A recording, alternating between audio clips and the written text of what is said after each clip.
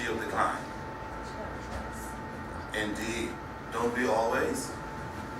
Well, then it goes back to what we discussed last week. Did she have a choice? Yeah. She remembered that clearly because that's true. Yeah, our decisions are not made in a vacuum. That's the problem. So, for example, people who are single, free, and disengaged, they can take all kinds of precarious risks, can they not? Like, we can speak out even. I hate what I hate. I'll do what I want to do. I'll go where I want to go, and I'll decline anything and make any comments I wish.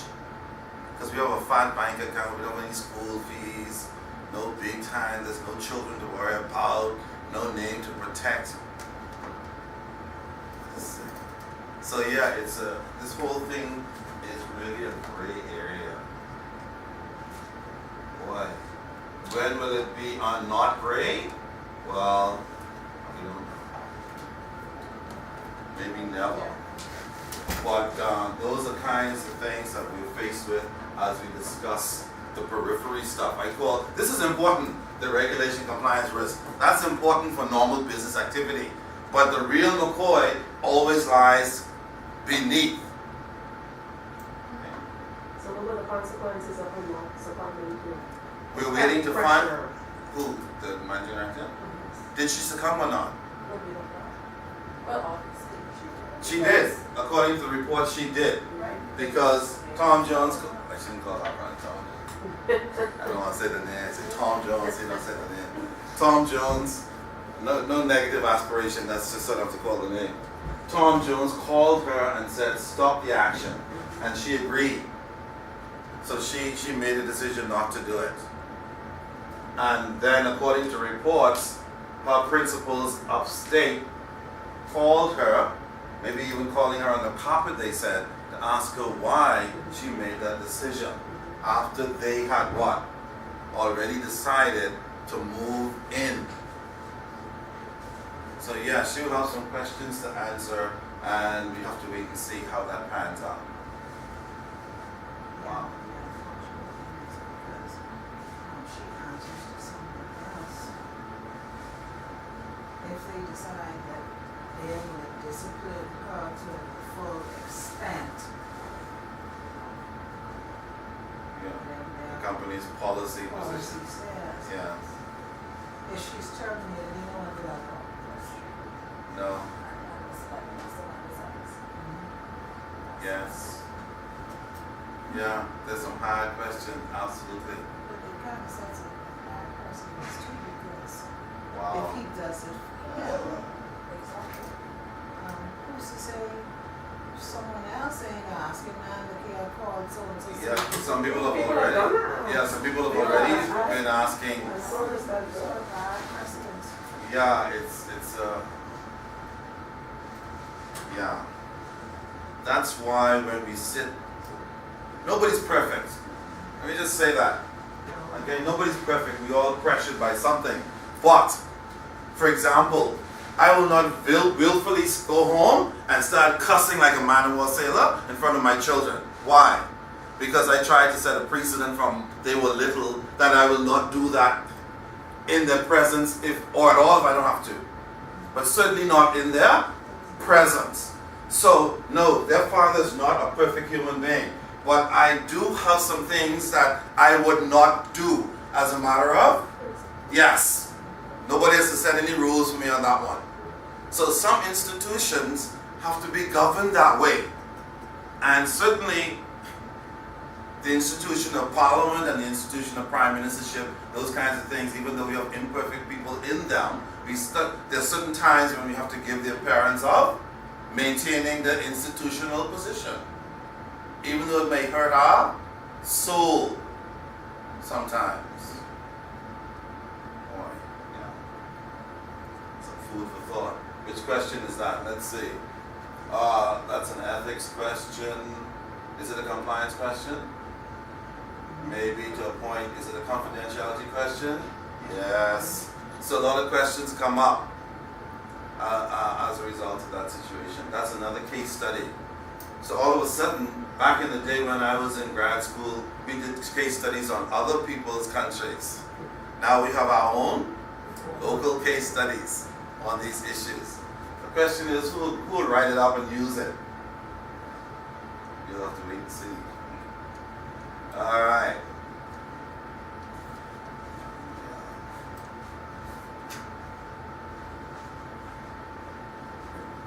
IT stuff.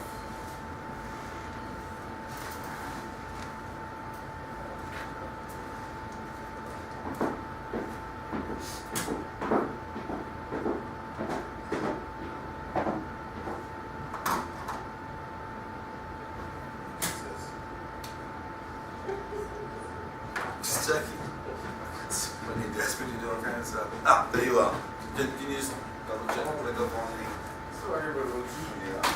They would put it in every week. Oh, that's what that's for. I was just investigating it, looking at it curiously like a kitty. Sorry. Right now. This one is down. This thing that responds to you, again. It's not the one with yellow. No, It's it's mine. I'm full of it. I'm not pressing hard enough. That's correct. Yeah, that's going. No problem, no problem. Just Okay. go ahead. Sorry about that. Okay, great. Thank you very much. All right, Jana. What's your name?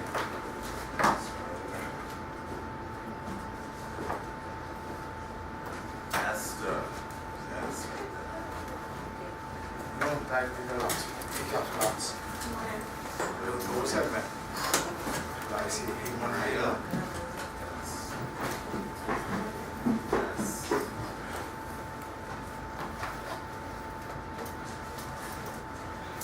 Whoever just walked in is known by her last name. Culture as hell. I don't know what to say anything to be honest. She even smiles.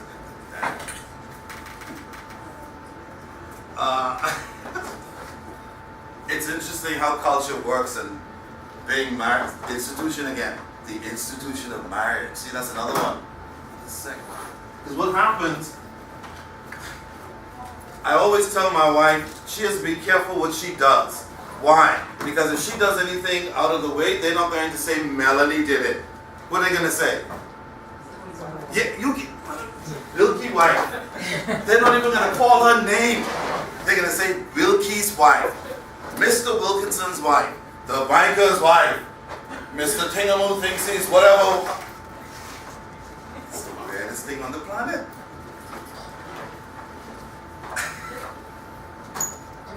It was more popular. Oh, that's okay. She puts some perspective, but it's crazy. That's what happens when you take responsibility for your institution. Then you are known by it. People say, "Oh, so that's the one who wants to say he's trying to be what he's supposed to be." Great. When something happens with your wife and kids, they say "y'all." They never call their names. They keep calling me. Come get your wife, she's drunk. Come get your child, he's over here teething. Come get. That's how it is, Ms. Rollins, unfortunately. It stinks. Alright. Shanice. Sasha. What do you name? Cindy.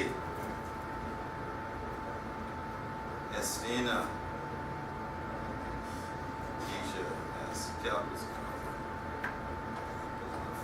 Monique. Siobhan. Natalie.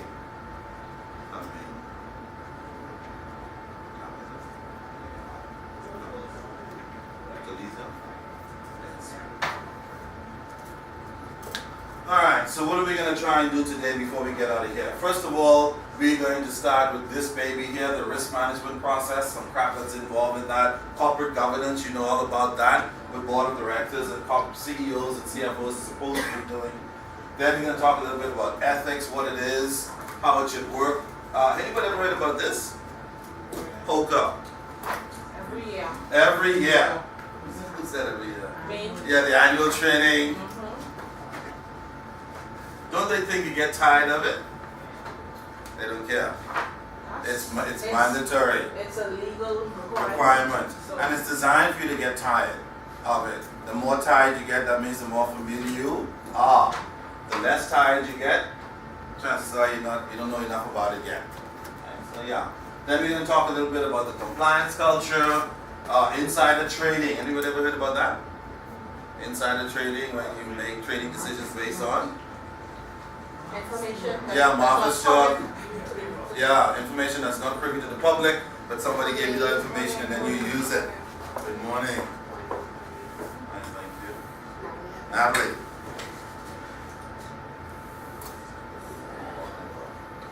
Then there's the question of confidentiality. Do we have any of that in the Bahamas? No, that came quickly. And then a little bit about arbitration, mediation, litigation. Pretty much what's the difference. We could go on for another semester talking about what they are, how they work, and how they should work. But for our purpose, we're just going to kind of look at the differences between the three. Kind of an introduction. I'm sure you'll see it again. Why is there a crack in risk? An accident? Why is there a line going through risk? Yeah, if it's not controlled, everything is likely to fall apart. And we've seen that many, many times before. That's kind of like what the risk management process is. How do we control our risk? How do we keep people from blowing the whistle? How do we keep organizations from losing their capital structure because we make what? Risky investments. How do we keep the money launderers out? That's what it's all about. Alright. So the risk management process then, we are told depends, that's depending on the individual business size, where it is, who clients are, location, they are likely to experience the following risks in their lifetime.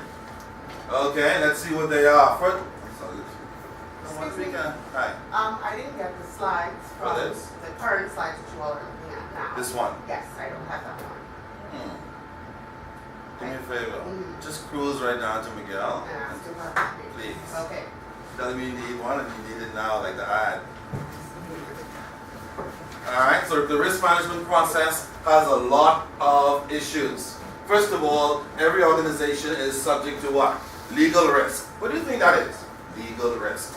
The risk that Yes. you will get sued. Even individuals are now, remember I told you last week, can't even bump into anybody anymore. Especially in the US. You bump wrong, you may be gone. Suit, civil suit immediately. Alright? What about regulatory risk? What's the risk in that? Lose your license. Central bank. See one right there. Yeah. You One, know, two. your copies now, you'll bring them up. Okay. If those buddies, I shouldn't say buddy central bankers. If those central bankers come in and you are not conforming to the requirements, if the matter is serious enough, you might end up either being fined or even losing your license. Now, for you to lose a license, you have to really be engaged in some serious crap. Okay? Because the Central Bank of the Bahamas and the Securities Commissions, they're still pretty nice guys, relatively speaking, compared to other regulators around the world. And sometimes I hear bankers in the Bahamas complaining about our regulatory organizations. I'm thinking, don't we realize that there's still some of the nicest regulators ever left? Because the day that our regulators become like other regulators around the world, then we're really in deep trouble. Okay? But that goes back to culture, don't you think? No doubt. When you think about it, okay, let's just say she works for a central bank. I mean, like, she's my friend, so really, are you going to shut down someplace that your friends and colleagues and family members work? And I think that has a lot to do with them being the way that they are. To some extent, yes. And then also remember, the Bahamas, we're a little dot on the map, and so we try to be cordial, like something like tourism. Alright, for example, back in the day when I used to be a young customs officer.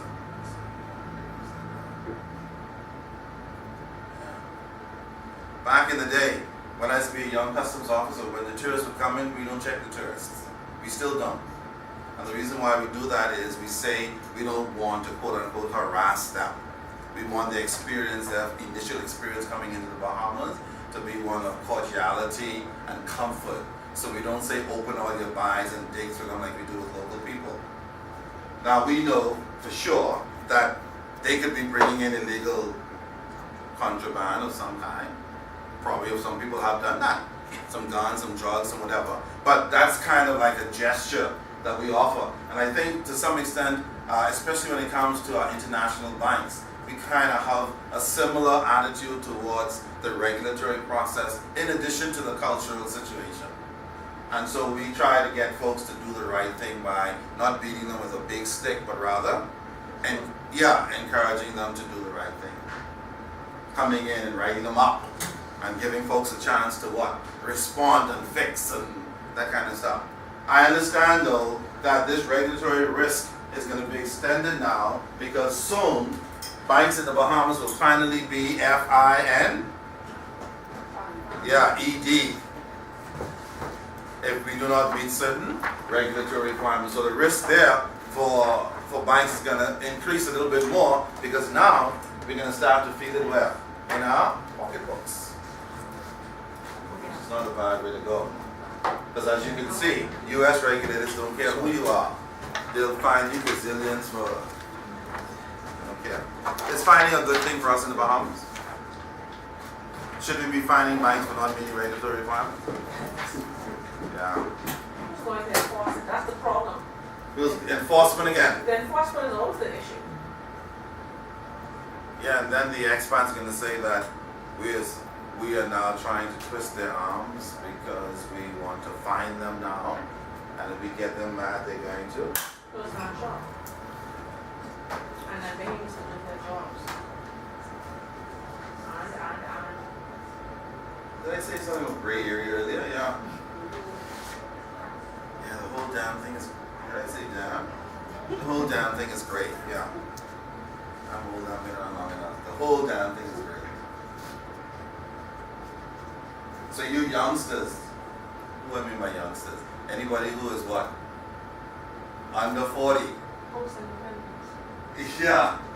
Who are coming up, you're going to have a rather interesting time having to cope with all of these extraordinary issues. Okay? Reputation risk, we all know what that is. If you do something to jeopardize the reputation of your firm, not only will you be gone, but other people will be gone. If you're not careful, the firm will be gone. Okay? That's for sure. Technology risk, what is that? Systems. The risk that you may not have the systems in place to do all that, is necessary to get the job done. Data corruption is part of technology risk. Improperly keeping data is technology risk, and so on. As a matter of fact, we have a Data Protection Act, don't we? In the Bahamas. Data Protection Commissioner. Yeah, who's thinking about commissioner? Every time I hear commissioner now, I used to think about the commissioner of police. Now I don't think about the commissioner of police anymore. I think about the FARC commissioner. Hey, what can I say? Why does he come to mind? Who is the FARC commissioner anyway? Anybody knows? Oh, somebody, the name started with light. I forgot the last part. Because I can't be seen to be picking on anybody. Even though it's public knowledge. Alright, the black commissioner. Somebody said that he's going to get a salary increase too. I wonder which one of these risks that falls under. Let's say, plus more money. I must be in the wrong business. What the hell am I doing? Yeah, exactly. I need to change my profession too. I don't know. This area, the gray area. Am I indirectly saying stuff? Lots. Okay. So technology risk, the risk that you will not be up to scratch with with regards to your technology requirements, that your data may not be available when it's required, that your storage and keeping time may not be held correctly, and that if somebody calls for it, you cannot access it, or if you have it, it gets corrupt somewhere because your system, a whole lot of things involving technology risk. Interestingly enough, my son is a technology guy, and he's just started working somewhere, and he's a new kid on the block, so I guess he's considered one of the young punks. But interestingly enough, one of the things he raised was, he says, Dad, there's one person who's walking around all the information and they're not sharing it. And I thought that was rather keen for a little 22-year-old punk who just got out of university, that he should notice that. But typically that happens a lot. People are walking around with lots of information, technology information included. The problem with technology information is when one person has it, suppose they get hit by a plane. Yeah, then what happens? Doesn't mean that somebody else cannot come in, but they're going to come in from somewhere as a consultant and charge you what? Huge. See, that's part of the risk as well. The cost of not. So if you have a little 1 or 2 young punks in the organization, what should you do with them? Share the information. So if the senior person, something happens to them, then the other people can kick in and hold the fort until what? You come back. But imagine if something happens and nobody else has the information, then the whole thing is a mess. Yes, it'll be resolved eventually, but at what cost to the firm? But don't most firms in this day and age limit your access? Like in my firm, you only have access rights to what you actually need. It's like on a need-to-know basis. And that's with fine. technology, because I guess they're trying to reduce the risk. No, that's fine for users, but I'm talking about guys who are responsible for I'm the system. talking about those guys. That's fine too, depending on their level in the organization. The point is, if you only have one person, whatever your policy is, that's always dangerous. Those levels you're talking about, they're important. You should do that. Because you don't want unauthorized persons moving. But you also don't want just one person to be privy to all the key stuff. And nobody else knows. Because then what happens? Some organizations, they insist on some things being done to your customer. Absolutely. Okay? And yes, while we have levels for certain people because we don't want people peeking into other stuff, that's fine. Certainly when you start getting to the upper levels, at least 2 people should know what's going on. It's like signing a check. No organization should have one person signing the check. I don't care what the memos and arts say. If you get a memos and arts that says one person is allowed, as a banker for example, you should be suspicious. As a compliance person, we could argue with a memo and arts say only one. That's fine. But because it says only one, does it mean it's the appropriate thing to do? Hell no. One person is always spooky. I'm not saying they're dishonest, I'm just saying it's spooky. Give you another example. Somebody sent a package from Hog Dog Place last week to Miami on no less than FedEx. Now when we hear FedEx, they're the king of what? The courier service. Yeah. The FedEx guy took the package to the company location, and the person discovered eventually that they did not have somebody sign for the package. Upon further investigation, they discovered that the FedEx driver left the package at the door of the business place because they were closed. When they contacted FedEx, FedEx said, oh, we left it there because the sending company did not authorize us to get a signing signature for receipt of the package. Now folks, just like signing a check to people, whether or not the sending company gave authorization, FedEx, the king of what? Should never, ever, ever leave a package anywhere that that is not received by somebody. Even if Rover, let him bark and scrape it. But don't leave it about somebody said. See what I mean? So if they went to the company, nobody was there to receive it, the hell with what the sending company said. It should be their responsibility. We have this package, nobody to sign, we're taking it back to our office until we get further. Now, do you have to be a rocket science for that one? Doesn't matter what the memos and art say. There's some things you just shouldn't do. But they do that all the time, when they do it in the essence of time. Because, you know, with most companies, they tell you, especially if it's overnight, they tell you by 10 a.m. So they really ain't checking if they come 12 o'clock in the night, nobody there, which don't make no sense in real life.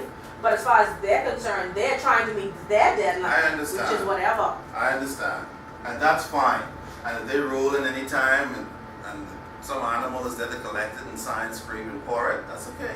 What I'm saying is, if nobody's there to sign for it, you should not leave it. Because you don't know what you're leaving, do you? But they should know. And even if they do know, you shouldn't leave You it. shouldn't leave it. I agree with you. You No. shouldn't leave it. Even though before they do that.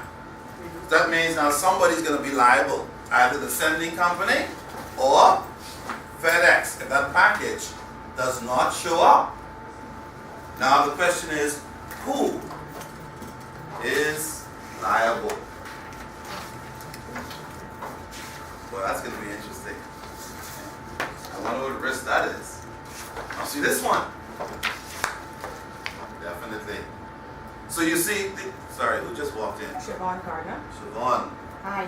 how Morning. are you today? Wonderful. How are you? Okay, fantastic. Our regulator is in a good mood, okay? I'm just being the devil's advocate. They say regulators are always in a bad mood. That's not true, obviously. Yes, say. Alright. So technology risk is a big problem. What about compliance risk? What does that mean? Your policies and procedures aren't being Yeah. Either you don't have them at all, or they're not being followed. they're not being followed, or they are insufficient, or all of the above somewhere. Boy, that's a lot of risk to do business now. 15 years ago and before, we didn't even think about that crap. We're just busy. Call me back, I'm busy. Now the landscape has changed. Can't even get married in peacetime to check all kind of risks. You said your name was what again? Susan Canfali? Hold on, let me do it. Hold on. Because we're doing a what? Risk check somewhere. Who the hell am I dating? She might be dating up. Okay. You realize you're dating a compliance officer, don't you, Rod? Yes, I do. That then you know I have to check you out. Well, do it if you have to. So my point is, things are extraordinarily changing. And, what about credit risk? Any lenders in the room? The credit risk for lenders is that big multi. Bank of the Bahamas. Any credit risk in Bank of the Bahamas? Yeah, big time. Credit risk means the risk that you will not be repaid according to the agreement. Exactly. And if they're losing 15 to 20 mil soon, that means that's some major credit risks. Just write it off. Just write it off. Just write it off. NP will problem. The taxpayers will replace it. We need more money in Bank of the Bahamas. We'll tax the hell out of the people, especially the poor folks, because poor people can't say a damn thing anyway. And put it back in and use it again, and when we write it off, we'll tax them. Yeah. Again, if you don't like it, Someone else. I know. That's a gray area. All right. What about market risk? Why is there market risk out there for you guys and other people? What do you think market risk is? It has to do with the economy, the rate of interest in particular. Because we know a lot of things are driven by interest rates. Speaking about interest rates and compliance and ethics, you remember that LIBOR scandal a short time back? Where those jokers. These scandals are turning me into, yeah. They got together and actually what? Manipulated the rates to suit their own purposes rather than go through the process that they're supposed to go through. Sorry. Hello? Hello? Yes.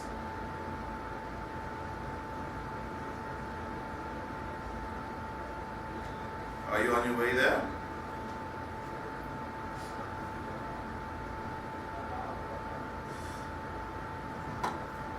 Okay.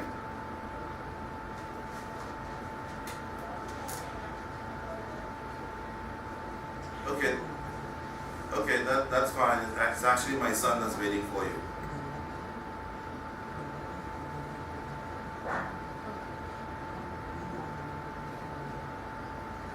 No problem, I'll do that because I know he's waiting patiently for you. That's right. Okay, I'll call him and let him know.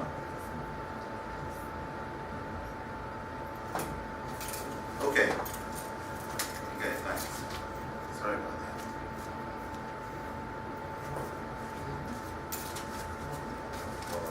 that. Alright. Okay. So yeah, the big market risk issue out there is the issue of interest rates. How they are going. And remember the LIBOR situation. In fact, they're still dealing with that matter, and some people are going to. Yes, as a result of that. Why do you think that LIBOR scandal was such a serious scandal? Because a lot of things hinges on that rate. Banks borrow, I mean the whole economy pretty much Around the world. Because LIBOR was, and I hope still is, one of the primary benchmarks for credit decisions. Absolutely. Primary. Why the hell would they mess with that? Why don't they just go and deal with some community rate somewhere? That's why we have so much regulation as it is, because people seemingly cannot be left alone. Why can't we just follow the principle side of things? Why do we keep egging and then be forced into a bunch of rules and regulations, people watching your back, spending all kind of money? Oh my God. What about fiduciary risk? What do you think that is? If you're a trustee, do you have fiduciary risk? Definitely. Yes. Why? Because you have? Yeah, to your beneficiaries. Yes. Yes, primarily. Okay? If you're a bank, do you have fiduciary risk? Yes, because what is the most important thing in your bank?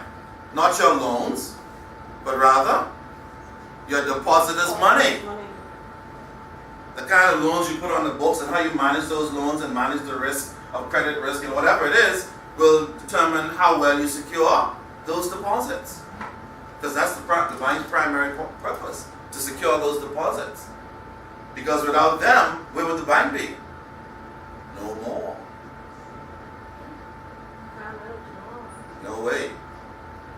The only reason why we have huge loan portfolios because we have what? Huge deposits. That's the whole point. So banks have to make sure that their fiduciary situation is above board, and anything that is going to create any risk for that activity, they need to make sure. What about giving loans unsecured to PEPs? Can that produce fiduciary risk? Yes. Of course. We're talking about PEPs. Any of the PEPs could produce any kind of risk. You just say PEP and And that's a risk. All of them. If you want to find one acronym that covers all of the risks, PEP. yeah. Hey. And we talked about operational risk. God forbid. All right.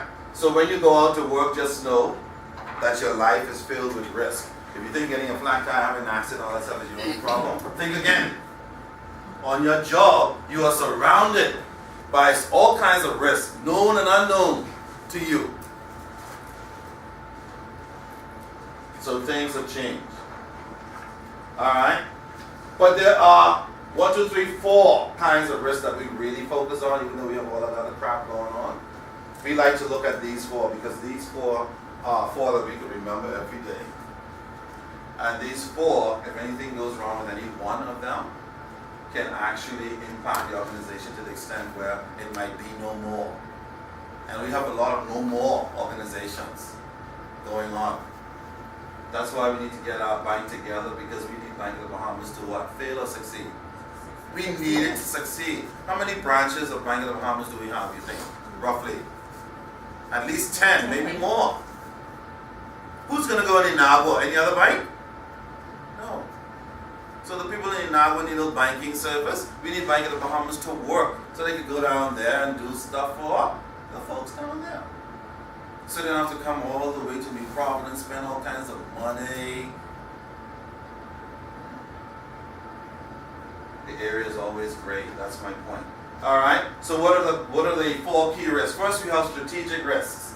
What kind of risk is that? Risk to the organization's what? What do you think a strategic objective might be? One example. A strategic risk could be something like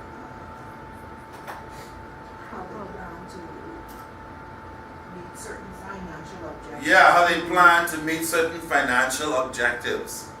How they plan to use the depositors' money in terms of what percentage of loans they would give. How they plan to protect those loans so that not too many of them are written off at the expense of the organization. Those are all strategic objectives. Should we expand onto all the world or just half the world?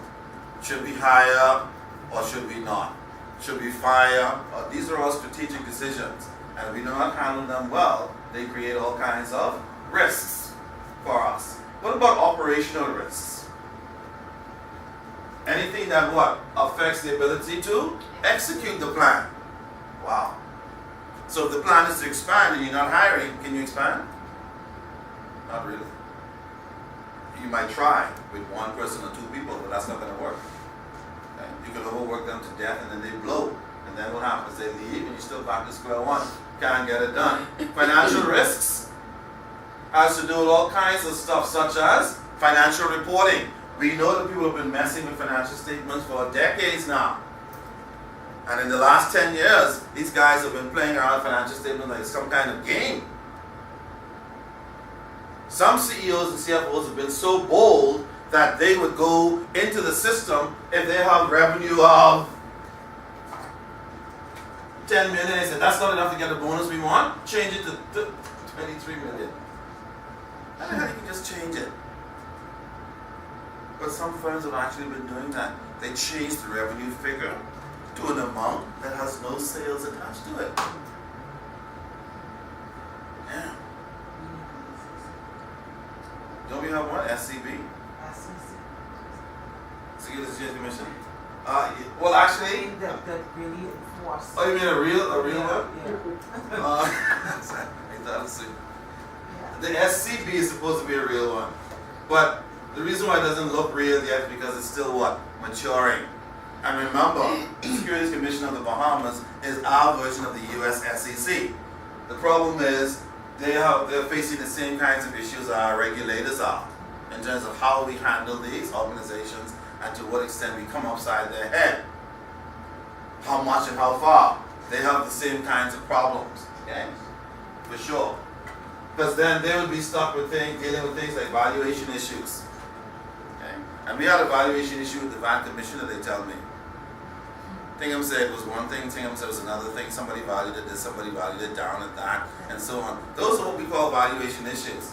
Messing around with securities prices, coming together in little groups and trying to manipulate the market, those are valuation issues. For example, if Cable Bahamas, who is a public company now, along with who else? Who else is a public company in Bahamas? Who? BGC, and who else? J.S. Johnson. Let's say those 3 guys, big players, come together in a little dark room over martinis or whatever, and say we're going to change it, manipulate with the prices so that we could make things happen in the securities market. We cause the price of the securities to go up or down. That is illegal. Okay? That is a valuation risk. Alright? And sometimes in the United States and Europe, they try to do it, and sometimes they get caught because it is an illegal activity. Liquidity issues is a financial risk. Do we have any liquidity problems in the Bahamas today? Good or bad ones? Good and bad. Good because we have a lot of money in the bank. That's why you can't get 1% on your fixed deposit anymore. They quote stuff like 0.5 or 0.75, less than 1%. Do you know why? Because the banks are rolling over with deposits. Okay? Yeah, they're not lending nearly as much. After we came out of the 2007 crisis, the banks just stopped lending almost completely. When I said almost completely, I don't mean they're not lending, but to the extent that they were. I notice some ads going around now, we'll give you everything you want, we'll lend you anything you feel like, because they're trying to get their what? Portfolios up again, which is good. So hopefully they can get some of the liquidity out of the banks into the loan environment, so that when we go with our little $5,000 bonus or some crap like that, or whatever we say, they can at least give us what percent? 3. 3, for God's sake. Really? I remember one time when 3% was not a bad number. Like, but now you say 3%, people are like, are you crazy? One time you get 6%. 6? That's one time. Man, that must be when my hair was black. 600,000. You go to the 6%. Yeah. Yeah, there was a time you could get 6% for a certain amount of deposit. Now, if you're going with $100,000, they might give you 1%, depending on where you go. That's right. Who you are. Yeah, who you are. And so now, the banks have gone from an investment on your deposit to just a custodian. So we're not taking it there to earn any return on our investment You anymore. might charge you for keeping you. Oh yeah, they start charging you now. Yes. That's sick. Boy, things are changing. And then we have compliance risks. Okay? Any risks that are related to legal and regulatory compliance. So if you don't have your act together, for example, you don't have a manual yet, you need to go home and start writing one today. I hope there's no organization that is not there. Okay? That would be a tragedy. Alright. In the US, for example, if you don't have a manual, they charge you tens of gazillions of dollars just for not having it. And then they tell you go and do it quickly, you're coming back. I'm not talking about implementing it yet. That's just for not having it. So please bring your manual about, oh, you don't have one yet. Okay, fine. Tens of gazillions of dollars. Write one. What a tragedy that is, because it would cost far less to do what? Write one. Right. Those are serious risks. Alright. So each risk has its own blah blah blah definition and its impact on us. That's why we need to be what? Careful and make sure we identify and analyze and monitor and control any risks that are out there. Establish whatever committees you need to check and double check.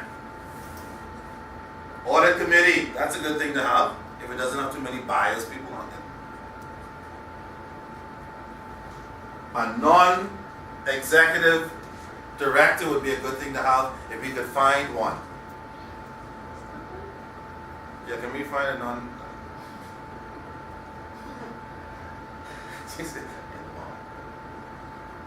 Why do I say if we can find one? Because it's not necessarily easy to find. If we have a committee, if the committee isn't made up of too many buddies and friends and other people from I don't know, Key Club or whatever. Should we have an audit committee made up of a bunch of Rotarians? Never. Why? Aren't Rotarians ethical? That's not the point. Too many Rotarians in one place. And Rotarians supposed to be like a buddies That's a club. click, that's happening. Yeah, that's my boy. So everybody's gonna make the same decision, nobody's going to object. Yeah, because anytime you object, then you become the one that is what? Singled out, nobody invites you anymore. Then when you guys having a meeting, we had one or several already. Didn't you get the email? No. Oh boy. Alright. So how do we try to deal with it? We already said it. Identify the problems. If there's money laundering, do what you have to do. Do your KYC. Do your due diligence on the people inside even. You have to check your staff now. KYE. Yeah, KYE. Know your employees. Because employees are now risk. Yes? Speaking about breakdown, they believe an employee took that plane down. So this is another problem. And you're going to tell me KYE is not irrelevant? It is. They're now believing that Tom, whoever, who's son and who's Z, whoever they are, One of them read the Quran, you look around by heart, they said whatever that means, it's just a religion, I'm not blaming him. The other one, we don't know. But they're now believing that these guys may have done what? Taking it down. That's some serious risk to help where? On the inside. Okay? That's why KYE becomes important. Back in the day when I was a young banker, when the inspectors came down and you were driving a car that they thought you couldn't afford, they started asking questions about you. They still do that. They still do it, yes. I was hoping somebody would say that. So if anybody's driving a car you can't afford and you get any funny questions, just know why. They're trying to find out. Park next door. That's all. Yeah, some people did that after that. They said, man, then people dropped in the work. Still doing that. Oh yeah, some people catch a jitney even. As long as the inspectors are here to catch a jitney. So that they don't see when they roll up in. Okay. Now if your spouse is rich and you can prove it, fine. Maybe they'll just go with that. But other than that, they start digging. Because they say, oh, you make $20,000 a year, what are you doing with it? 19, 2000, 14, whatever you call it. Alright? Risk mitigation means finding ways to Mitigate the risk. or resolve, or absolve yourself of it. Alright? That's not always easy. Again, we have our own case study. Where is it? Bob. All these things apply to Bob, unfortunately. And not only Bob. I'm just using Bob because Bob is a little more prominent now. There's some other organizations who have some stuff going on as well. We just haven't heard the full story yet. We're waiting for somebody to blow the whistle. What about monitoring? Why is monitoring so important? In other words, if you have a risk profile, you're doing your KYC, KYE and all this stuff, why is it that you have to keep monitoring it? Every year you have to keep checking it. Make sure it doesn't change because things change. Things change, people change, circumstances change, the world changes. And the world is changing rapidly. And if we don't keep monitoring and checking, Actually, it's a regulatory requirement. it is that you monitor. And if you can't show that you're monitoring, then that's an infraction, isn't it? Yeah, right up in here. Try You have to it. write up and so it'll be a fine. Take that fund off. That's right, $35 for each word you didn't put in. We need money. And you guys need to get it together. But monitoring is very important. Speaking about monitoring, last night when I was coming from a session, I told my sheriff I'd be home 9 o'clock. The thing was late. 9:10, what you think my sheriff did? Who are you? Is that monitoring? Yes. Monitor. Hello, it's me. Hello. She said, and where are you? I'm like, why? Am I not a big boy now at gray hair? You said you'd be here, right? And it's already. Oh. Yeah, that's a short this Yeah, that's time. So I teased, I said, what the hell are you doing morning, you old dude? Like, Or you don't live in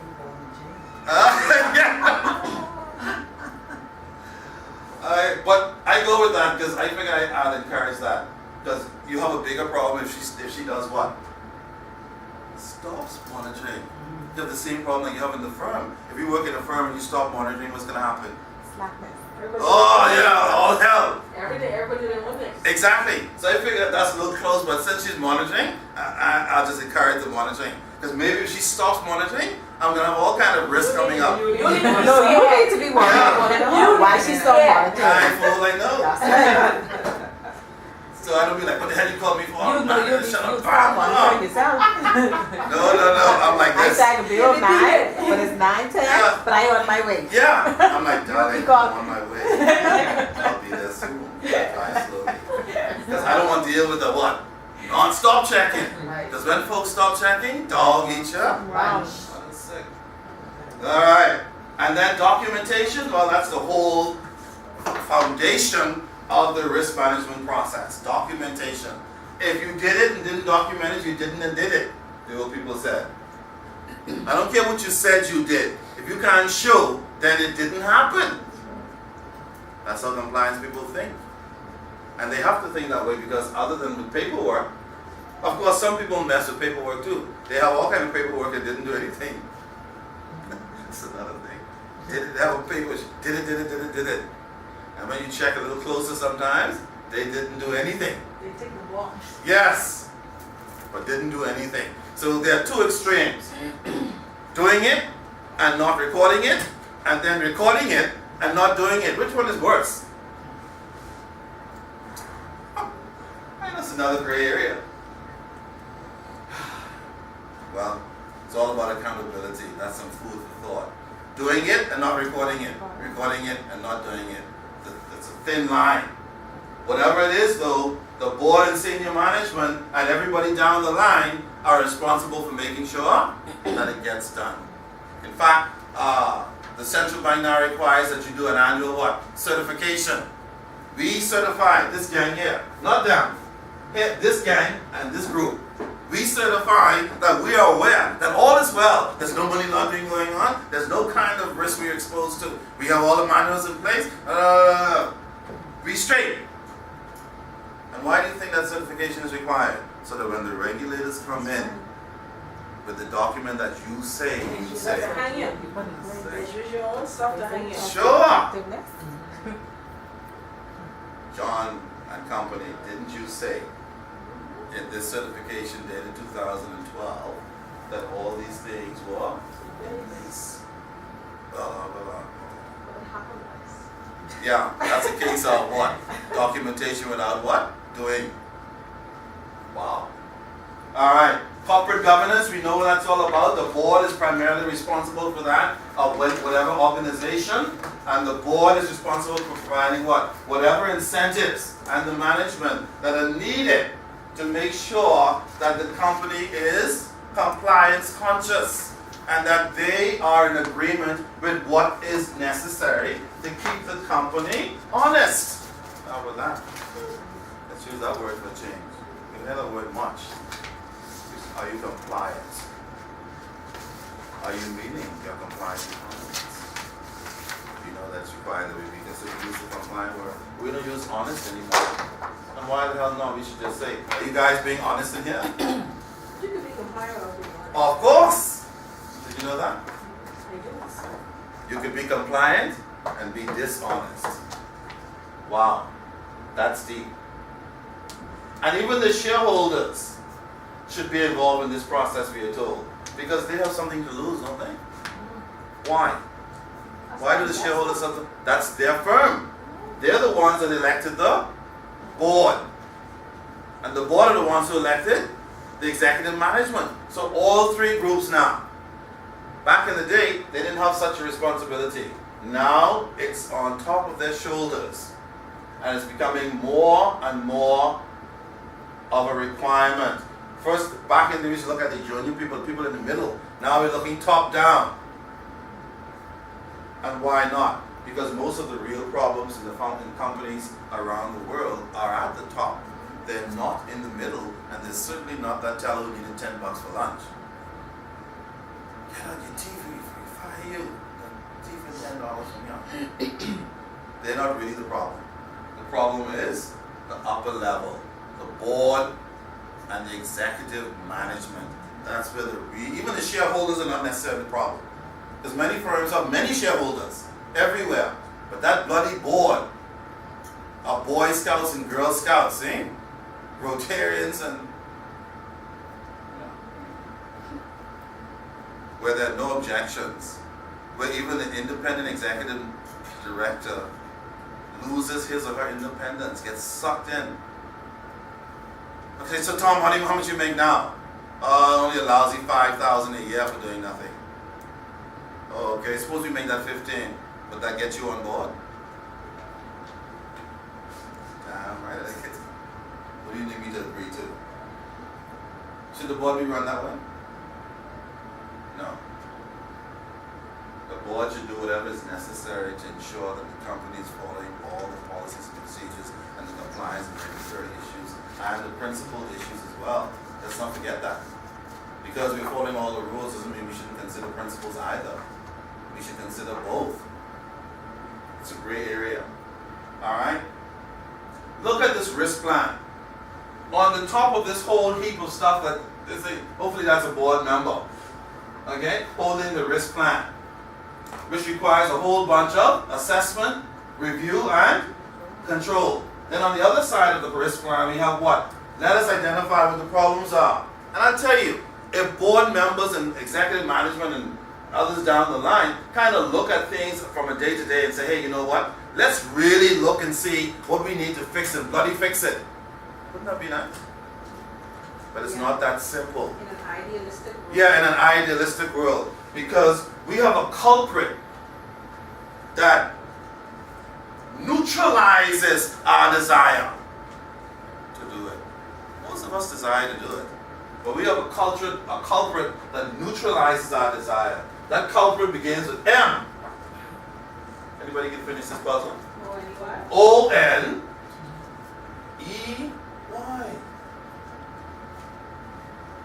Were it not for our desire for more and more money, we would do those things.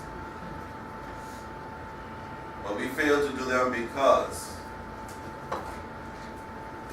money, bigger bonuses, more a deal, another deal. Insider trading, I'm giving you more for my shares. And the list goes on and on and on. Wow. All right. So corporate governance then is responsible for making sure that these people do what they're supposed to do. Now, this group down here, employees, clients, how are they a part of this corporate governance problem? We know how the shareholders are part of it, the directors and executive. What about employees and clients? How do they get caught up in this stuff? Employees don't follow the rules that the board tries to insist happens, then of course they're going to be caught up in it. They're going to be caught up in Because it one way or the These other. are the people that are tasked with carrying it out. I mean, how much things you know CEOs to do? I mean, from my True. experience, not much. True. I'm sure you've also heard about a culture of compliance as well, whereby these people are supposed to be acting in a way such that these people are acting this thing out naturally. And so employees are caught in a dilemma sometimes because they're asked to do what? To be compliant, but they're looking around at their senior people and they don't see them doing the things they should do. So a lot of times employees get caught in the middle in a gray area. Like, okay, what should I do? I want to do the compliant thing, but my bosses are not doing it. My supervisors are not doing it. What do I do? Do I go with what I should do by the laws and regulations, or what? And so they're stuck. And then at the other outside of all this are the clients who, if something goes wrong with the corporate governance program, what happens? The clients lose big. They lose investments. They lose business opportunities. They lose all kinds of stuff when these things do not work. And I think that's why there have been so many major fines and the regulations are becoming stiffer and stiffer, because what is happening, governments around the world are trying to protect these people, these stakeholders, these shareholders who put their money in the company, these employees who have their pension plans and energy and expertise and years and years and years, these investors who are risking their money by putting it into your firm, whatever firm you have. And even service providers who provide you with what? Service. Why? Because you are committed to the... And what about the community? How are they stuck? What does the community have to do with corporate governance? It's another thing we don't even talk about.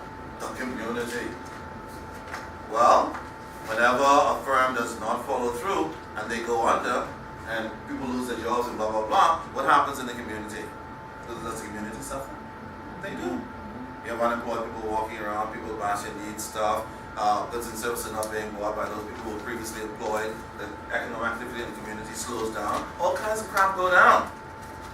Okay? So we can see this corporate governance thing goes straight through from the very top to the very bottom of our environment.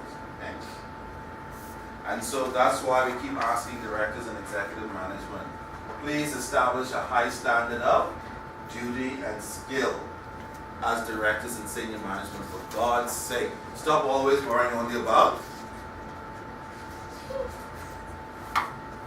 Money. Interestingly enough, a lot of board of directors and senior management people don't always come to sessions like this, because they don't really want to hear what they shouldn't be doing, maybe.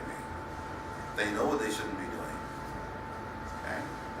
Because these guys, if they do not exercise these things, man, we have all kind of pain and suffering. I see all kinds of stories about companies closing down because of mismanagement of client funds, the fiduciary responsibility going to hell, people run off with money, throw it somewhere else, money being hidden somewhere else, lawyers running off with people dough, and doggone, the list goes on.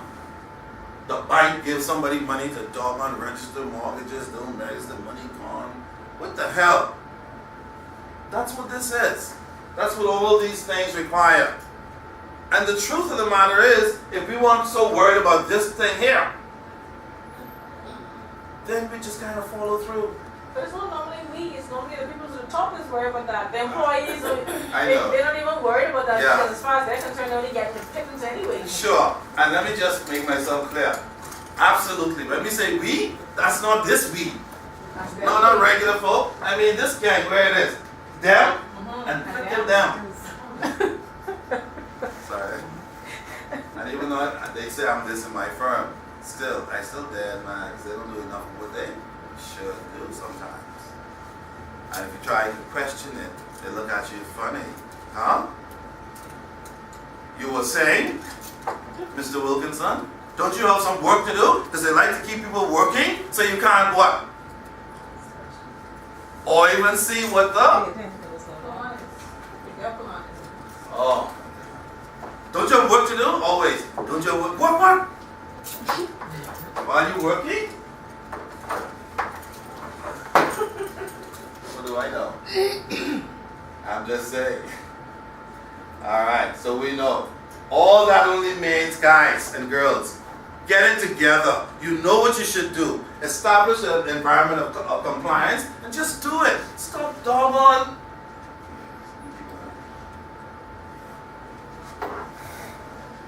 Do you believe that all of that is what you're saying? What?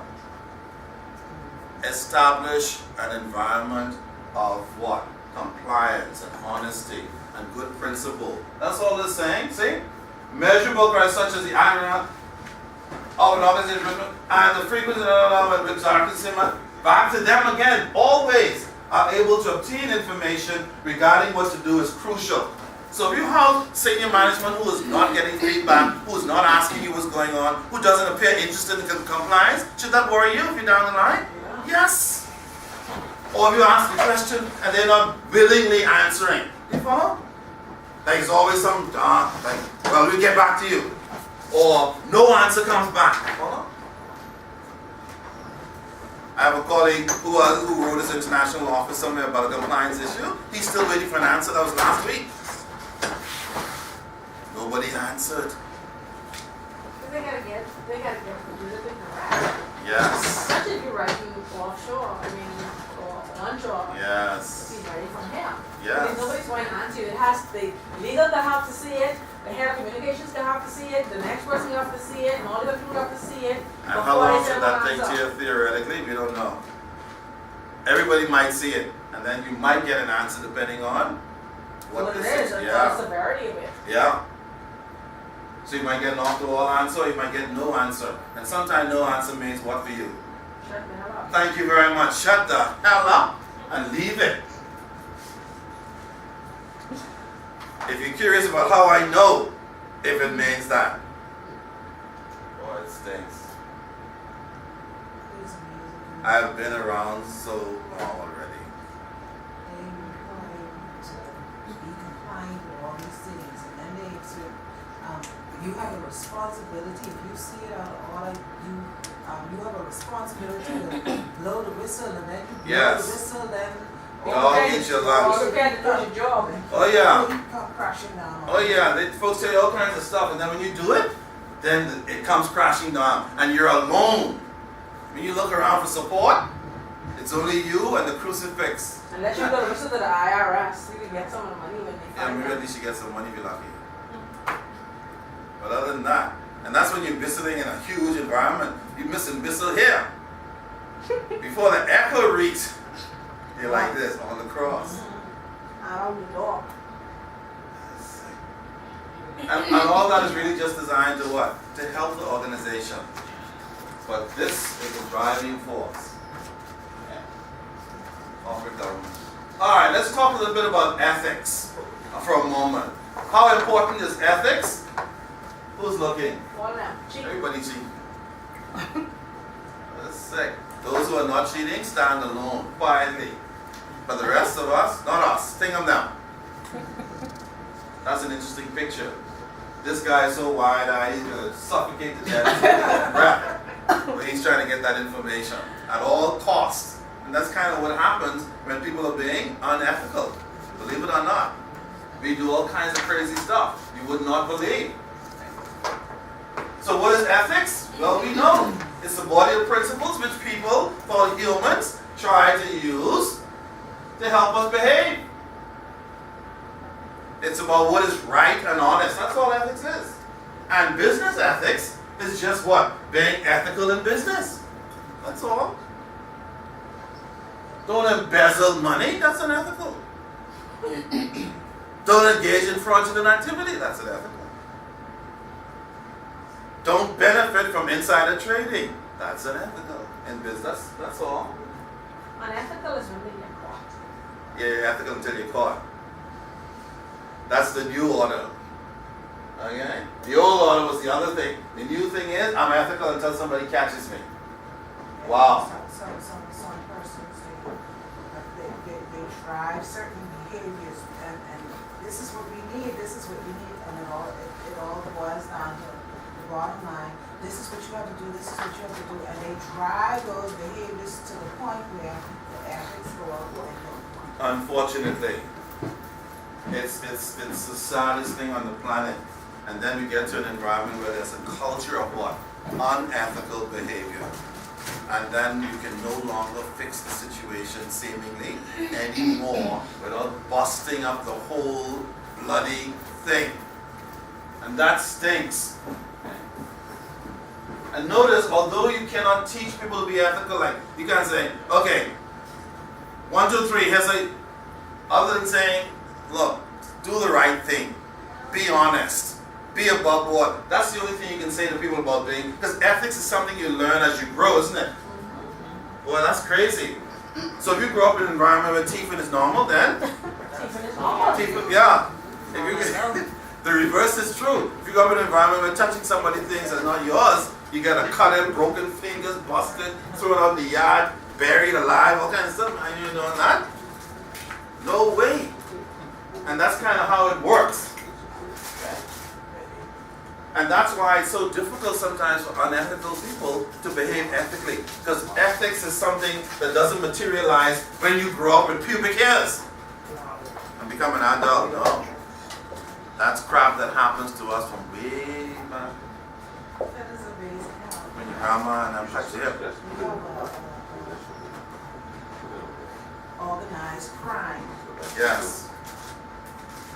They making millions and billions of dollars, but for criminal activity, but the people who are doing that, they expect them to have that same thing. Yeah. Those Yeah, don't. And as a matter of fact, if you're an unethical doggone criminal, yeah, they rip you right up. You know, they kill you. They cut off body parts. They're so serious about ethics. Isn't that a contradiction? But yeah, they have their own code of ethics. How's that? Quote unquote. And they do. Yes. The strangest thing on the planet. And when you break that code, they break you. In fact, they're more violent than regular folks with a code of ethics. Let me just say, well, we find They you. ain't find you. They can find you alright. The D, not the E. Wow, that's some food for thought. So you have ethics on the upper world and then ethics in the underground. Each one their own code of ethics. These guys will kill your family in front of you if you break their code of ethics. And you beg them to kill you, so we don't want you dead, Jim. We want you alive to think about how we mutilated your family because you break our code of ethics. It's a serious thing. Alright? Wow. Let me just say a little bit about the proceeds of crime. Poker. Are we adhering to poker in the Bahamas? It's funny that's poker like game poker. No, We're not? to a point. To a point. First of all, what Under the relevant section, there's 4 main money laundering offenses. Number 1, conversion of property with the intent to disguise or conceal. That's illegal under POCA. Well, we know that many money launderers conceal their money by opening up something. Car dealerships. Car dealerships. Web shops known to be legal. Honestly, when they get legal now, what's the hell's gonna happen then? Does that mean that once the web shop become legal, all you need is enough money to open one? You think the launderers will take advantage of that legality? That loophole? They're doing it while it's illegal. So imagine when it's legal. Oh. Legalizing that is going to be far more difficult than they think. Because, I mean, you have to change all of these acts. Yeah, Because all of these acts criminalize that type of activity. no doubt. So, It's a lot. That's which a lot of bank stuff. is going to take the money? You just can't legalize it without doing what, I mean. Well, that's what they intend to do apparently. Reverse the situation so that it's now okay and the banks are obligated to take those deposits. Because remember now, once the web shops become legal, then doesn't matter when they come up with the deposit, you have to take it. Yeah, but that means you have to decriminalize not only that activity. Yes. You're going to have to rewrite all of the laws, especially the ones from 2000 that got us black when we were blacklisted. Wow. They have to think further than just making a couple dollars from the gambling house. You may think further than this? Is that possible? They have to. We shall see. Well, we will see. It's going to be very interesting to see how we manage the legalistic side And who's going to regulate of the it? matter. Who's going to be their regulator? Take them now. You don't know. Just take them in the bush. No. Central Bank? Is Central Bank going to give them licenses? We shall see. Like I said, it's another gray area. Probably would be better to leave it illegal, taxes, the legality of it, take some, whatever. Because once we legalize it, then we have a whole new different ball game. And we better be ready to deal with it. Okay? So, converting with the intent to conceal or disguise any property or proceeds or whatever it is, it's illegal at the moment. I don't know what it will be tomorrow. Assisting somebody to conceal, it's illegal. Acquiring, possessing, or using the proceeds of crime, any crime, knowing or suspecting having reason, oh man, directly represent another person is illegal. How will legalizing web shop change POCA? I don't know. We have to wait and see. Maybe our guys have an ingenious plan. Really? A lot of things are going to change. Okay? Get ready, get ready, get ready. Okay? These orders, anybody ever heard about these orders under POCA? Okay? So if a production order means that under POCA you can do what? Confiscate. Yeah. Who's authorized to do that? And true, courts ultimately, but we have like an intermediary who looks at the POCA thing too. FIU? Yeah, the FIU. These guys are able to go around and come up with production orders, powers to investigate, because they believe that something hanky-panky is going on,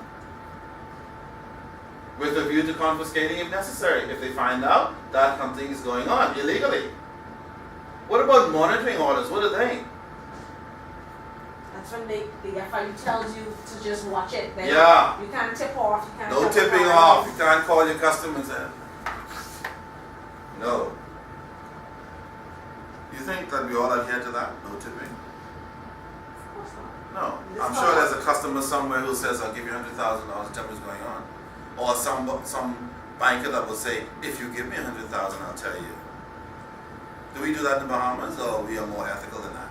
More ethical than that. We don't do that. That's what you like to believe. I guess you work for Central God, Bank. We else. understand. Never. We understand. Money.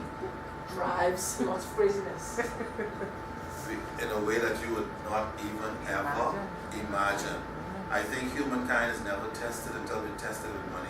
If you can pass the money test, you can pass any test on the planet. It's not easy. Alright, enforcement orders allows the FIU and the law and the authorities to what? Take possession, usually on the order of the courts. So if you have some apartments that are worth whatever, and you cannot prove that the money that you build those apartments with are legitimate, we have the capability through the courts to get an order to confiscate it and sell the hell out of it. And put the money where? In the treasury. Fix the road. I don't understand how it works in the Bahamas, because you hear all the time that drug dealers get their money confiscated, right?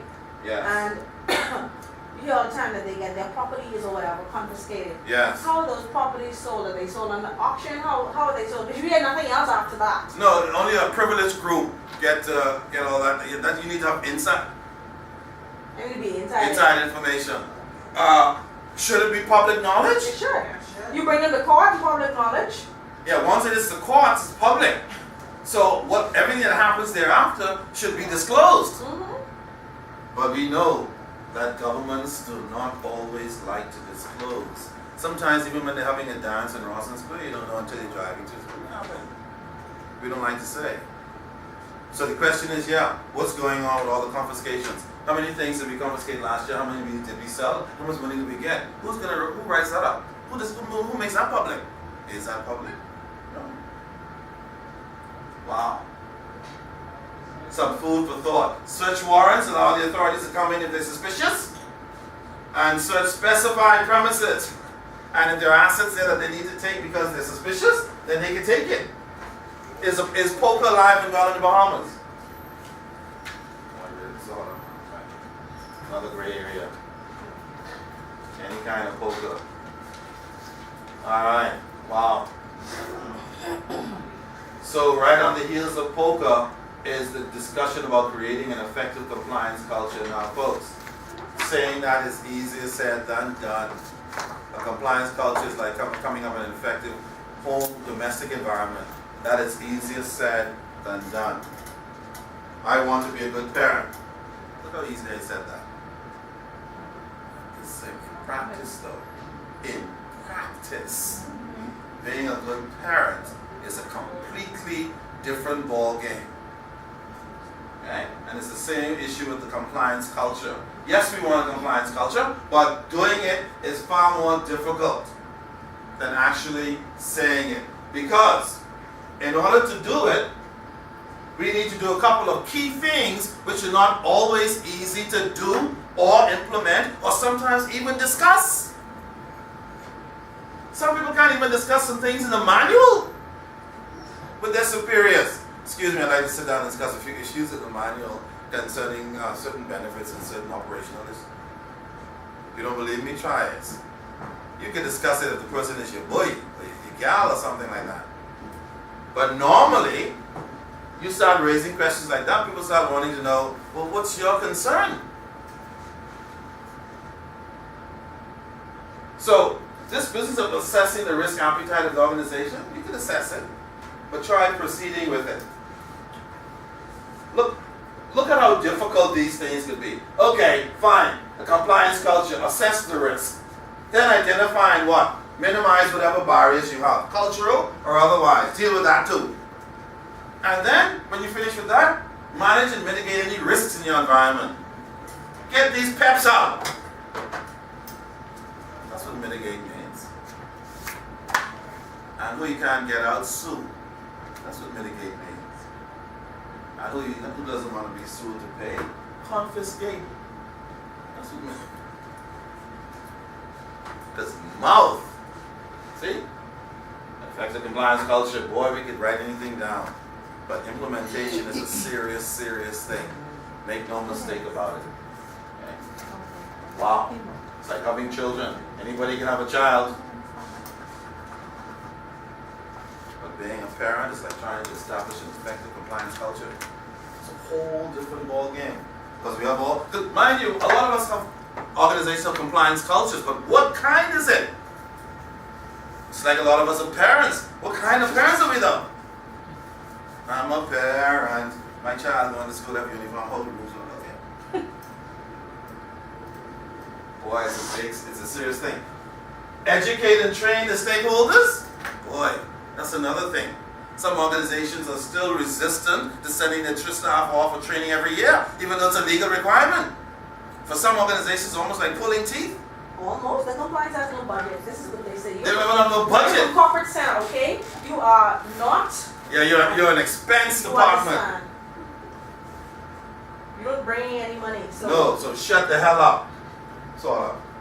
sit small and be happy with Whatever we do. going to the Hilton. Yeah. Don't put that videotape in it and watch that again.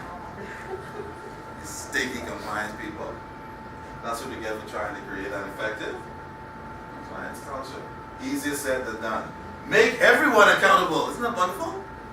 Make everyone accountable. And then constantly, not just evaluate. Constantly means what? On an ongoing basis. Every day you walk in, you're looking for stuff to become. Let's fix that. John, can you speak with the chairman of the board and let him know that he can no longer send contracts to his cousin anymore, because we're now very serious about establishing culture of compliance. We cannot afford any conflict of interest issues, and so we need to remove 3 friends and families from the board anyway. When can we do that, John? Who's gonna have that language? No one. Easier said than done. Doable? Yes. Some people are doing it? Yes. But just know that it's not that easy. Okay? If you plan to be the person who wants to drive a compliance culture, just know that you're going to come under fire. Plenty. Okay? Even asking a question like this, what is the risk appetite of the firm? Is the risk real? Imagined? Calculated? Or weighed? What the hell one is it? First of all, you have to first understand what the hell they mean before you can even think about how you're going to approach them. And this is not something that is the same in every organization. They all mean something different. They mean the same in here today. But in your organization, they mean something different in every single one. What is real? What is imagined? What is calculated to egg stuff? And what is weighted? What is sick?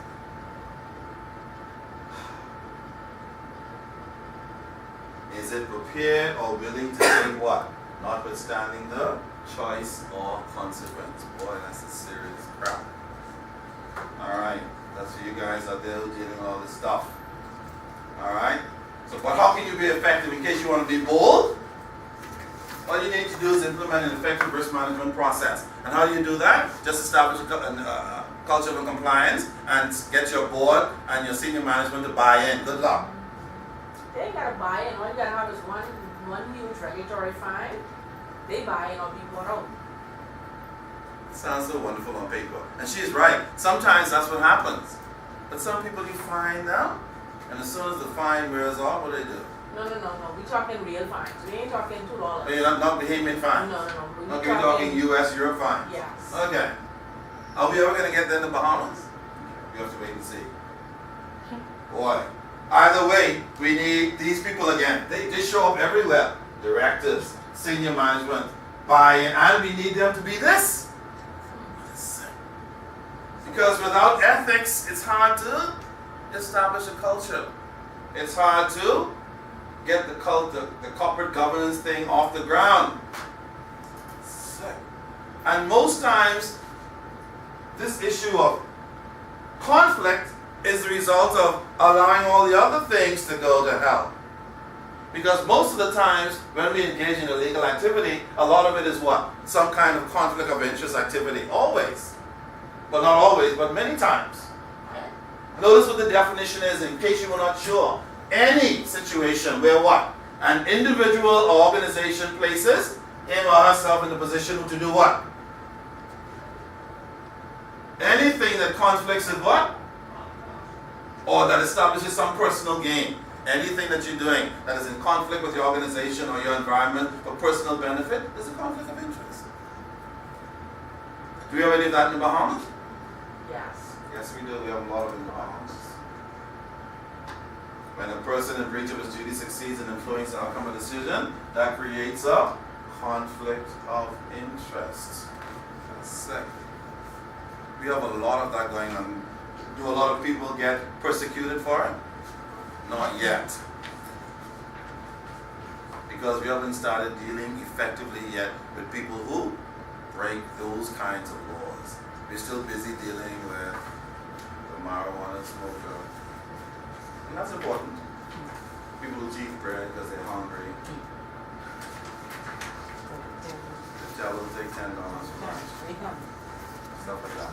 But we need to move up to the big leagues and start dealing with the other issues. But that's easier said than done. Because in order to get those things done, you need to have a setup. One is sick.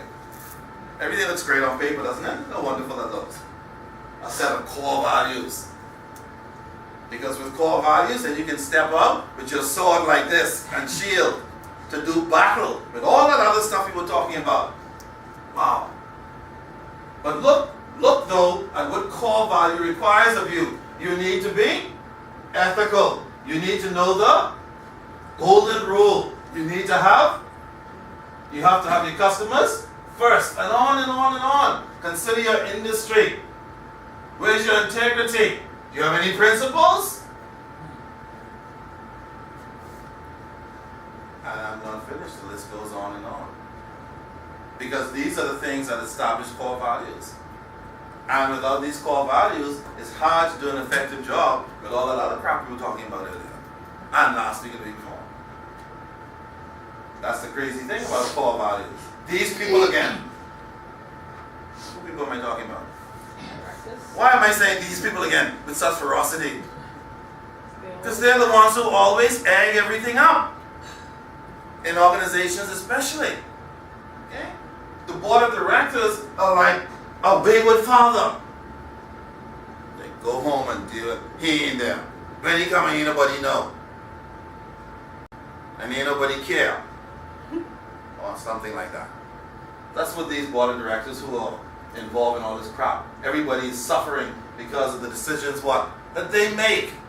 Imagine if these guys over the last 20 years were doing the job they were supposed to do. We wouldn't have all this bloody stress, would we? No. We have all this compliance stuff, this ethics stuff, go train, go read, all these things we have because these guys did not do their work. They did not go out and do the governance that they were supposed to do. They would not stay away from conflict of interest issues. Breaches of duty. They refused to act in good faith. And then, why?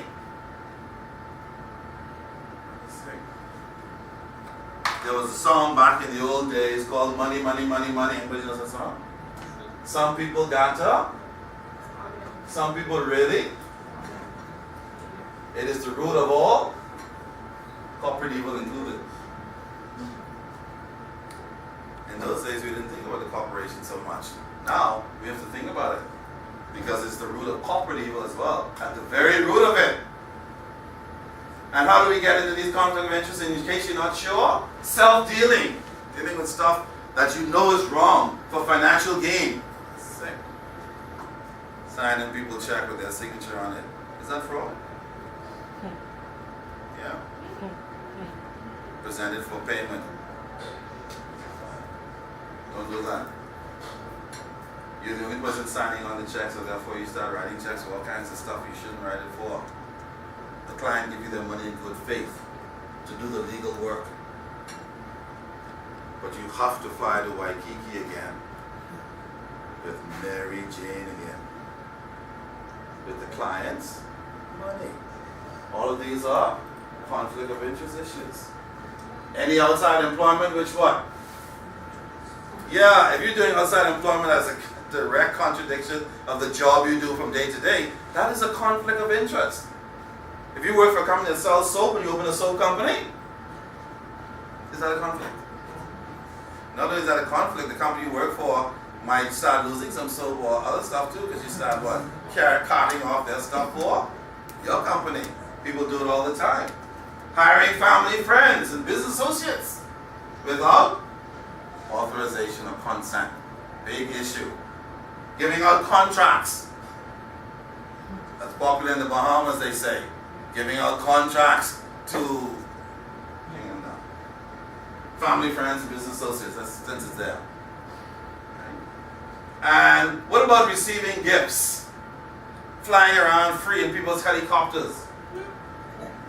Living on the 79th floor in the Tingham Suite free. Is that a conflict of interest? Why does it have to be? Why can't it just be that you're enjoying the hospitality of some person who has a financial interest in the country? Because if they're doing it, if they're doing it to get something from you or to use your influence, Then it's a conflict of that's a interest. conflict. But of course, we don't say that that's the reason. But at the end of the day, we know. Somebody donated $1 million to Urban Renewal the other day. Was that a legitimate offer? Could there be a conflict of interest there? Definitely. It's everywhere. Definitely. Thank God for the Urban Renewal thingy. Will Urban Renewal get the 1 million? Probably not. Seems to be more questions than answers. No. I can spend the whole lecture just asking questions. They might get some. They might get some, hopefully. They ain't get one, that's for They sure. ain't sure. Okay. Is insider trading a conflict of interest? Yes. Yes. Okay? Even in the Bahamas, creating a false market is wrong. Can't do it. Can't go out there and make stuff happen that's not real. A couple of people get together and start buying stuff, and then people start, or selling, and then people start following suit thinking that something's happening in the market. And in fact, nothing is happening. They have an ulterior motive, God forbid. We don't always know what that motive is until something blows.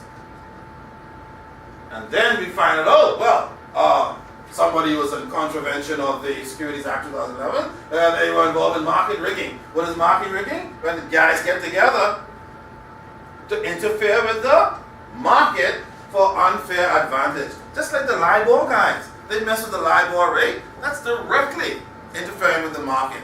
LIBOR no less. That means they were messing with the entire international community. For their benefit, no doubt.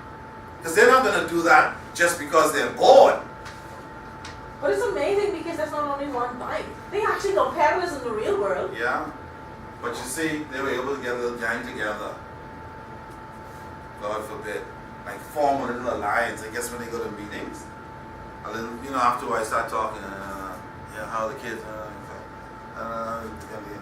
Whatever.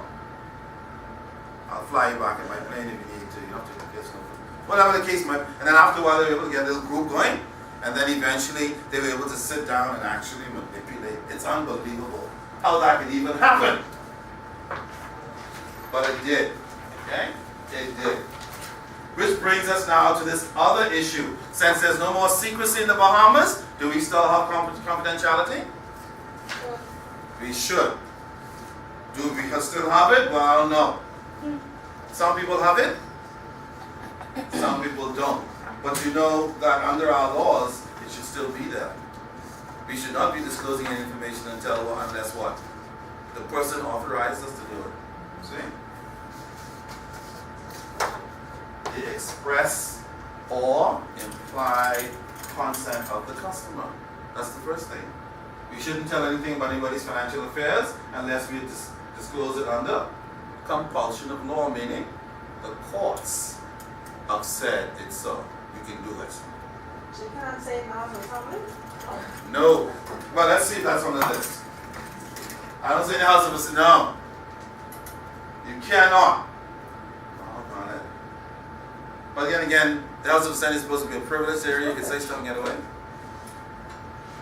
It's another issue. You can only disclose conflict if it's in the public's interest. Okay. Maybe that's it. Indirectly. Somebody made an announcement that they call a thing out in the public's interest, I suppose. I don't know. Or in the bank's interest. So these are the conditions when we can disclose. Other than that, we should not disclose. But some of them are a little gray in terms of whether we should disclose or not. I suppose it's a matter of trying to determine whether there's really a public interest or bank interest. Compulsion of law and the customer, a little clearer. But these two, well, Under the fine print. yeah. Then under the fine print, when the customer or the client goes into the bank and they sign that document. Yes. they sign in for all of that in the fine print. Yes, she said it, the other Waiver. thing. The waiver clause. Yeah, the fine print. Does anybody tell them about the fine print? No, they just say sign here, here, and here. On the implication that it's your duty, quote unquote, to read every single word, including the fine print. And if you can't see it without your glasses, put on your glasses. And if you can't see it with your glasses on, what's the thing? That's the other. Yeah. The fine print isn't even written most times for the average person to understand. It's legal No. language. It's legal Exactly. And so language. now, in order to get an understanding of it, you have to hire a lawyer and incur further. Please. Yeah, because these guys charge you for every minute. They get an email now for fees for email read. They bill by the hour, but Of course. ain't no 5 minutes. That's not the fee for doing with the emails, it's just for reading it. Okay, it took 3 minutes to read this bloody email. And then 3 minutes. So yeah, the fine print is not even understood by the customer many times. And if you want to understand it, you need to hire a lawyer. Pay them a fee and hope that they're telling you the. Because if your lawyer has an ulterior motive, then the whole matter is extended even. Now some people might say, well, how could the lawyer not have an ulterior? Well, Why get the lawyer to demand advice? how do you know? We've seen a case like that not too long ago. But that's But- unfortunate because the person, and yes, we do have a responsibility to be educated in certain things, but then, okay, the average clerk in the bank who opened the savings account, Yes. they're just a regular lay person, just like the customer, and you know, They don't even advise you properly. But they are expected to know. That's the problem. You're right.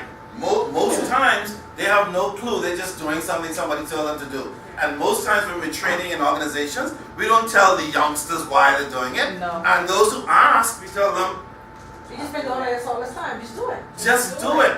And sometimes you don't even ask, you just give them the look.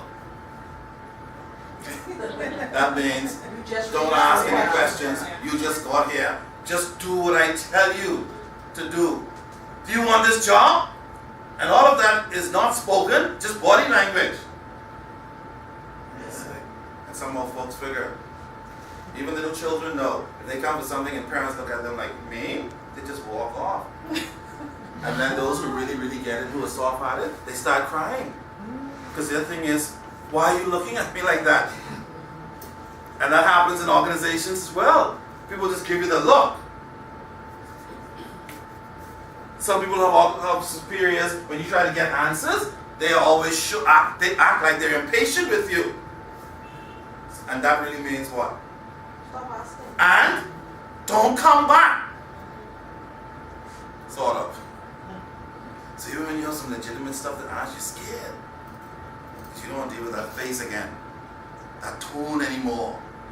And then when you mess up, the same face come back and say, why didn't you? Ask. And then when you ask, the same face look at you like, You should know this. Why are you asking?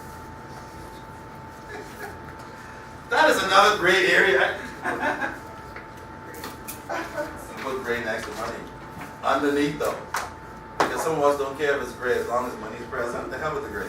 Also a gray area, question implied consent of the customer. Yeah? That is definitely a gray area. What is an implied consent? When Yeah. you signed up, When you you sign but it, you didn't your read it, you signature. don't have the waiver. That's Yeah. implied. It doesn't happen yet, but you are signing to say that if in the event Yeah, of. that's kind of 50% implied, yeah. Because when you sign, that's indirectly, because that little thing is saying, you're giving us the authorization to do whatever we feel like. and then when the customer walk in the bank and say, why you take my money off my And then you say, account, my yeah, you say, read that section Did you read it on the back? And under there. Did you say in the back of your savings book, the bank have the right to not give you your own money for 7 days? Absolutely. But nobody tells you you should have read the back. You should have known. If you didn't know, get an expensive lawyer and just shut up because that's what the bank thing is. Anything else? See what I mean? I'm sorry, man. Get out the bank. But yeah, it could be a gray area. All right? Because sometimes implied consent is not as simple as even signing the application, which gives an indirect consent. Sometimes implied consent can occur without your signature under certain legal conditions. Oh man.